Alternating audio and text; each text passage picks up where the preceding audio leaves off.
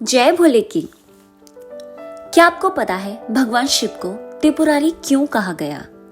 तो आइए हम चाहते हैं कार्तिक पूर्णिमा की कथा से कि भगवान शिव को त्रिपुरारी नाम क्यों रखा गया। एक समय की बात है, एक नरकासुर नाम का राक्षस था।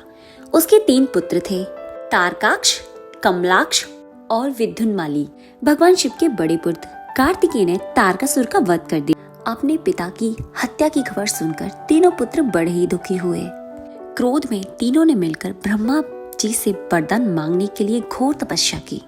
ब्रह्मा जी तीनों की तपस्या से बहुत ज्यादा प्रसन्न हुए और बोले, पुत्र तुम क्या वरदान मांगना चाहते हो तुम मांग सकते हो।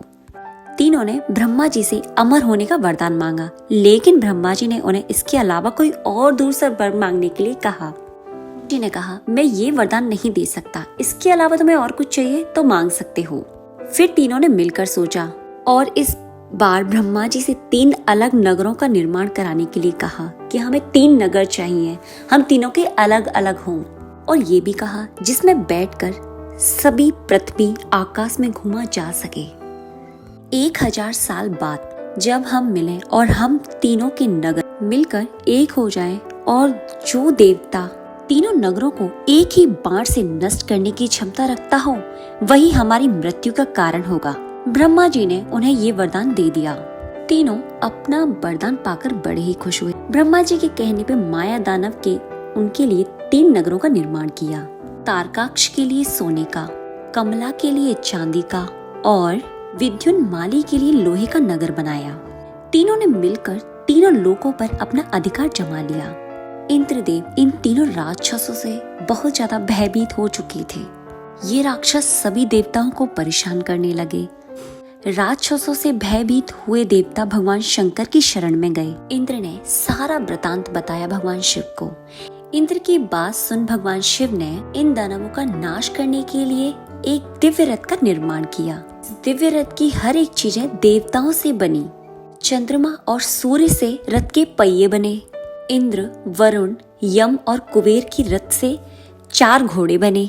हिमालय धनुष बने और शेष नाग प्रत्यांचा बने। भगवान शिव खुद बाण बने और बाण की नोक बने अग्निदेव। और ये दिव्य रथ बहुत ही प्यारा दिखने लगा।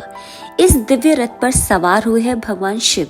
भगवानों से बने इस रथ और तीनों भाइयों के बीच भयानक युद्ध हुआ।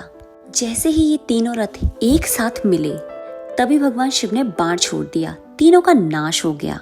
तीनों ही राक्षस मृत्यु के घाट उतर गए।